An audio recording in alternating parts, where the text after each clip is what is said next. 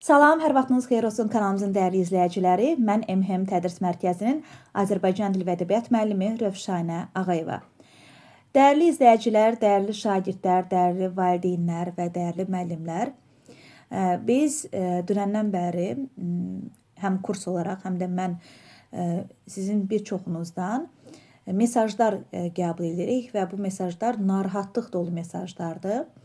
Nədir məsələ? Məsələ bundan ibarətdir ki, dünən Dövlət İmtahan Mərkəzi 2027-ci ildən etibarən tam, yəni 11 illik orta təhsil səviyyəsində təhsil alanların yekun attestasiyası zamanı, yəni buraxılış imtahanı zamanı xarici dil fənləri üzrə istifadə olunacaq imtahan modelini təqdim elədi və həmin modelə əsasən şagirdlər gələn il, bu il yox, gələn il, yəni 2027-ci ildə buraxılış imtahanı verərkən söhbət 11 sinif şagirdlərindən gedir.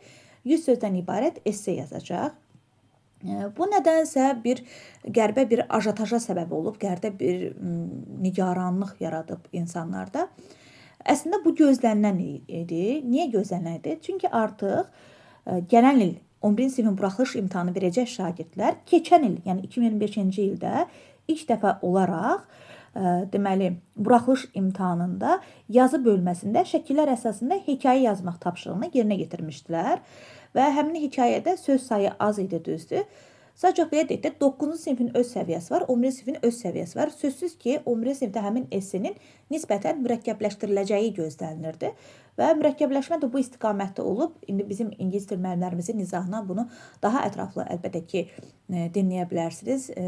Yəni, mənim ingilis dili barədə məlumat verməyim belə deyək də professionalcasına olmaz. Müəllimlərimizin izahları bu barədə daxil olub dinləyə bilərsiniz. Sadəcə söz sayı artıb müəyyən dəyişikliklər. Sözsüz ki, 11-ci sinifin buraxılış imtahanından 9-cu sinifin buraxılış imtahanı bir-birindən fərqlənməli idi. Və bu şagirdlər üçün yad bir model deyil. Çünki gələn il imtahan verəcək şagirdlər onsuz da 2025-ci ildə onun mini versiyasını işləyiblər.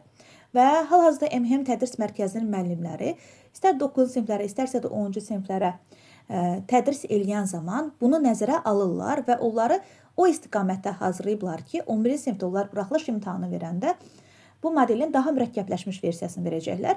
Yəni, dünən edilən açıqlama qəfil edilmiş bir açıqlama deyil.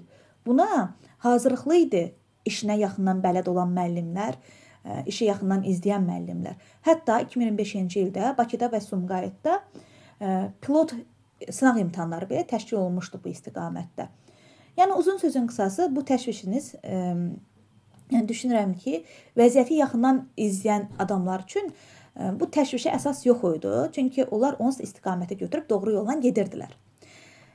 Bəs mən niyə bir Azərbaycan dili müəllimi olaraq bu videonu çəkməyə məcbur qaldım? Çünki çox böyük təəssüflə qeyd etmək istəyirəm ki, çox böyük təəssüflə qeyd etmək istəyirəm ki, bir çox müəllim adını daşımağa layiq olmayan müəllimlər, dırnaqarası müəllimlər, şagirdlərin və valideynlərin dünənki həyəcanlı vəziyyətindən istifadə edərək belə bir şayə buraxıblar ki, güya ki, Azərbaycan dili fənnindən də gələn il yeni model tətbiq olunacaq.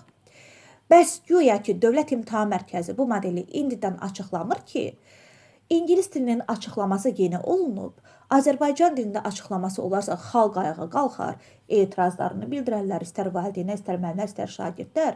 Ona görə güya ki, Dövlət İmtahan Mərkəzi gözləyir ki, bu İngilis dili xəbəri biraz sakitləşsin, ondan sonra da Azərbaycan dilinin açıqlamasını eləsinlər. Bəs hətta siz demə, Dövlət İmtahan Mərkəzi proqramı pulla satır, hətta bunu ödənişlə əldə edən, güya ki, ödənişlə əldə edən müəllimlər də var. Yəni, hər birinizdən çox fərqli, şok edici mesajlar gəlir. Oxuduqca təəccüb edirəm ki, bu necə olur? Yəni, işin içində olan biz, proqramlardan xəbərdar olan biz, yəni Dövlət İmtahan Mərkəzinin bundan xəbəri yoxdur. Bir məsəl var, qız evində toydur, oğlan evinin xəbəri yoxdur. Yəni, hal-hazırda bu məsəl tamı-tamına Dövlət İmtahan Mərkəzinə yaraşar. Yəni, Dövlət İmtahan Mərkəzinin xəbəri yoxdur. Yəni, halbuki bu proqramı verən Dövlət İmtahan Mərkəzidir, bu proqramı təsdiq edən Dövlət İmtahan Mərkəzidir. Amma necəsə olubsa, bir çox müəllimlərimiz artıq yeni proqramı belə əldə eləyiblər. Hətta, görün, təliyə baxın. Hətta Deyirlər ki, valideynlərə, sən indidən övladını hazırlığa yazdır ki, gələn gec olacaq, ha, bax çatdırmaq olmayacaq. İndidən yazdır ki, bəs biz başlayaq, artıq o proqram məndə var. O proqramı mən əldə eləmişəm. Pulundan keçib ödənişlə proqram əldə edib. Dövlət İmtahan Mərkəzi nə vaxtdan ödənişlə proqramı satıb? Nə vaxtdan? Mümkün deyil. Dostlar, aldanmayın. Dəyərli valideynlər, aldanmayın. Dəyərli şagirdlər, aldanmayın. Yalan məlumatdır. Yalan, tələdir. Heç bir dəyişiklik gözləmir gələn ildə. Yəni, hal-hazırda şagirdlərin imtahan verdiyi model gələn il tətbiq olunacaq. Buraxılış imtahanlarında heç nə qeyri-adilik gözləməyin. Bir-iki yüngülvari dəyişiklik olsa, sözsüz ki, bu ilin əvvəllərindən sizə təqdim olunacaq. Baxın, İngilis dilində olan dəyişiklik əməl başda belə deyək də, köklü dəyişiklik idi 9-cu sinifdə də. İndi hal-hazırda mən 11-ə köklü dəyişiklik deyə bilmirəm. Nəyə görə? Çünki bayaq da qeyd etdiyim kimi artıq 9-cu sinifdə imtahan verdikləri üçün o şagirdlər müəyyən qədər hazırlıqlı idilər. Baxın, Dövlət İmtahan Mərkəzi nə edib? Hələ bir il öncədən xəbərdar eləyib müəllimləri, şagirdləri, valideynləri ki, baxın ha, gələn il bu modeli tətbiq eləyəcək, hazırlıqlı olun. 3 ay qalmış, 1 ay qalmış, 2 ay qalmış. Keçən yadınızdadır, lisey imtahanlarında imtahana 1 ay qalmış xəbər çıxdı ki, digər şagirdlər liseyə imtahan verə bilməyəcək, ancaq 6-cı siniflər imtahan verəcək. Xeyr dostlar, Dövlət İmtahan Mərkəzi ədalətsiz qurum deyil. Dövlət İmtahan Mərkəzi hər kəsi nəzərə alır. Şagirdləri nəzərə alır, müəllimləri nəzərə alır, valideynləri nəzərə alır. Müəllim yanına hazırlığa getməyən şagirdləri nəzərə alır və bu cür ciddi dəyişiklikləri əvvəlcədən ictimaiyyətə açıqlayır. Bu ictimai müzakirəyə çıxarılır. Bu məsələ bilirsiniz neçə müddətdir hər kəs üçün açıq olan seminarlarda müzakirəyə çıxarıldı. Müzakirə olundu və nəhayətində bu qərar verildi. Həmin müzakirədə iştirak edən müəllimlər onsuz da xəbərdar idi ki, 100 sözdən ibarət essə gözlənilir. Yəni bu qəfildən bir gecənin içində verilmiş qərar deyil. Yaxşımı? Və Azərbaycan dilində də belə bir dəyişiklik olsaydı, Dövlət İmtahan Mərkəzi bunu açıqlayardı sizə. Boş sözlərə aldanmayın. Baxın, ekranda mən proqramı yerləşdirmişəm. Gələn ildə cüzi dəyişikliklə yenə bu modelin tətbiq olunması gözləyir. Necədir hal-hazırda Azərbaycan dilində? Gəlin bir nəzər salaq. Azərbaycan dilində qeyd olunduğu kimi 5-ci və 11-ci sinif dərsliklərini əhatə eləyən, deməli 4 məzmun xətti var. Bunu məktəbdə işləyən müəllimlər daha yaxşı bilir. Dinləyib anlama və danışma, oxu, yazı və dil qaydaları məzmun xətti var Azərbaycan dilində. Bu məzmun xəttləri üzrə tədris dili, Azərbaycan dili tədris dili belə deyək də, Azərbaycan bölməsində təhsil alan şagirdlər bir tək dinləyib anlama istiqamətində suallarla rastlaşmırlar imtahanlarda. Yalnız oxu, yazı və dil qaydaları istiqamətində suallarla rastlaşırlar.